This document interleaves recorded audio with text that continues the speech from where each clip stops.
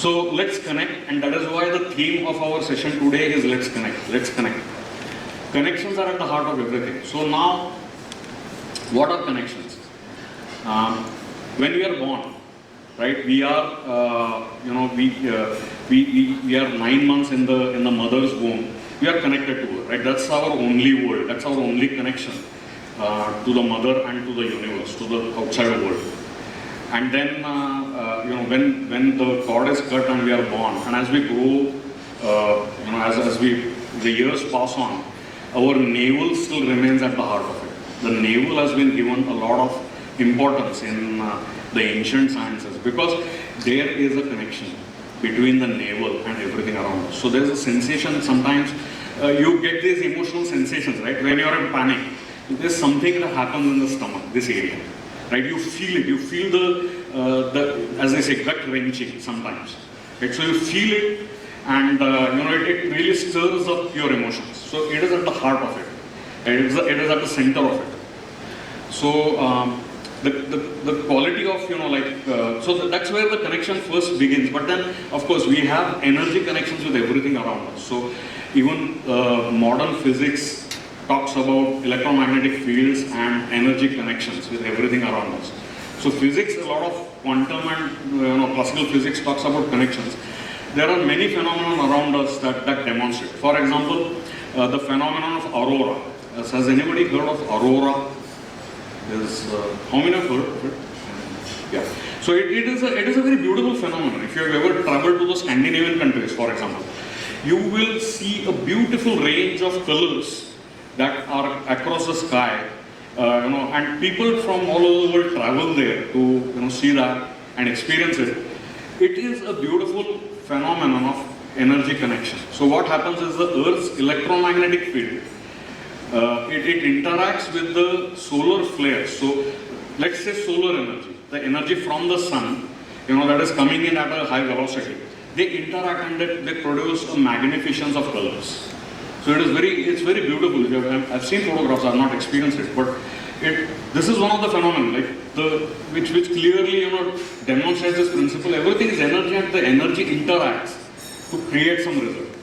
And even when we meet people, our energy bodies, which are like few feet away from us, they interact with each other first. So we talk about vibes. And we say, when I meet this person, I get very positive vibes. Ye banda bahut badhiya hai. I feel very good. And you say, when I feel very good, there's none of your brain is involved here. Okay, it's all about my energy interconnecting with yours, and I'm having this sudden level of comfort or discomfort. It may be the other way around. If it is a negative vibe, I'm not comfortable talking to that person. Now, where does this come from? It's not all about the brain. The brain will come in and it will come with its facts.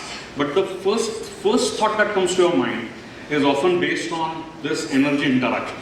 So we are connected, right? Again, we are connected. We are also connected to our cars. We are connected to our mobile phones. Some of them are even emotionally invested in their mobile phones or in their laptops or in their cars. I've seen people go to lengths to protect their cars, taking great care of it. They share a great bonding. And the wife would complain, of course, that, he's spending more time with the car than with me. But that's what happens, that's a connection we have. It's an energy connection and the, emotions that are invested with it, right? So, also, I want to take a moment to look at, just think for a moment about the sun, right? The sun is at the heart of everything. The whole solar system of which we are a part.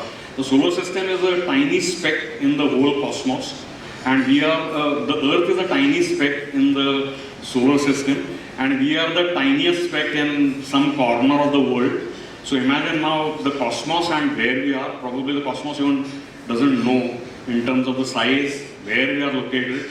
It's like a small, maybe it's like a huge room and we are somewhere like a small rice, a grain of rice somewhere in the corner, right? Just to give an analogy. So, but we are still connected, and the whole beauty is, sun is at the center of the solar system. That is actually providing us with the warmth, the light and the energy. How many of us worship the sun, have some, gratitude towards the sun. How many of us think about the sun? Right? A few hands. Be honest, that's fine. I mean, we all take our things when, our day when it starts, we take it for granted. But really, imagine if the sun would never to rise, would the day begin? Right? I mean, it's that natural, it is that imbibed in our lives. If the sun does not rise tomorrow, we'll probably not see the life around us. But it's so fundamental, yet it is so obscure. We don't realize it. Right? So all the ancient cultures in the world have worshipped the sun for ages, for thousands of years. Right? Including this culture, this great culture where we are born in, has worshipped the sun for thousands of years. The sun was portrayed as riding a chariot with 7 horses. So it's commanding the planets, and it is at the center of the solar system. And they often say, "Ki Surya sarka bana, and Surya sarka dayala shika." So what does it mean? The sun is a donor. It gives. It gives. It keeps on giving. It has given for millions of years, and it will keep giving till the end of the world. In fact, the end of the world will happen with the end of the sun. Right? It is that fundamental. So let's see what the qualities of giving are. Okay, when we say the sun gives, it is not about just a giving interaction, just taking something and giving it to someone else. No. There is a lot of hidden meaning, there is a lot of hidden, you can say, hidden science behind it. So there are 4 qualities predominantly of giving, which really makes you a powerful donor in life, right? First of all, it is very consistent, right? Very consistent. Aaj diya, bahut diya, right? After a year, don't come after me. I am not visible to anyone. If the sun does that, everything will cease to exist. So very consistent, every day, day in, day out, till it is there, every second, it will give us consistency, right? Second is, it does not discriminate, non-discriminatory. So it will give light, energy, warmth to everyone. It does not discriminate. It doesn't say, "Oh, you have come in a Mercedes and an Audi, I'll give you more. You have come on a bicycle, I'll give you less. You don't deserve it." No, in the eyes of the sun, everything is equal. It's completely non-discriminatory. I don't care who is in front of me. I will give. My job is to give. I will give it. It doesn't even think about it. Third is, it will ensure growth, support, and abundance for everyone. So growth and support, right? Support and growth rather. Growth will come out of support. So whoever receives the energy, can anyone deny we are not growing because of the sun? Right? I mean, the whole scientific community, in fact, will be with me here, because we talk about photosynthesis, which is where the plants trap in the sun's energy, convert it into food, and it goes into the food chain right up to us.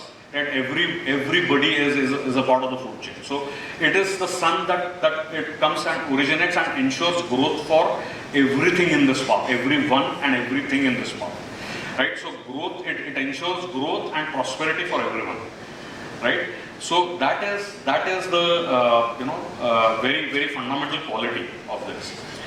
And of course, it's the love and the warmth. There's also there is fundamental in the universal love that comes with it, and giving, whether, irrespective of who you are, what you think about me, where you are, what your intentions are, I don't care, I'm just giving it, right?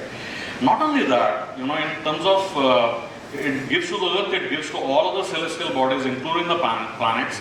How many of us think about the fact that even the planets share the energy with everyone in the solar system? So we are getting urja from, all the planets, Mercury, Mars, Venus, Saturn, all the 9 planets, 10 planets in our solar system are exchanging energy with each other, right? How beautiful is that? They just keep the energy that they need to absorb, and the rest of the energy is just given away selflessly to all the planets, to everything in the solar system.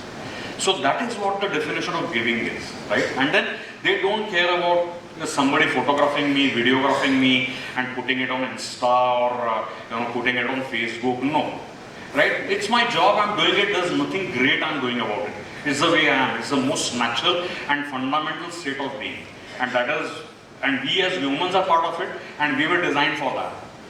Right? We were designed for that. I think he mentioned one good thing, that the sun gives everything that it has, but the planets, etc., they take something that they need and give back.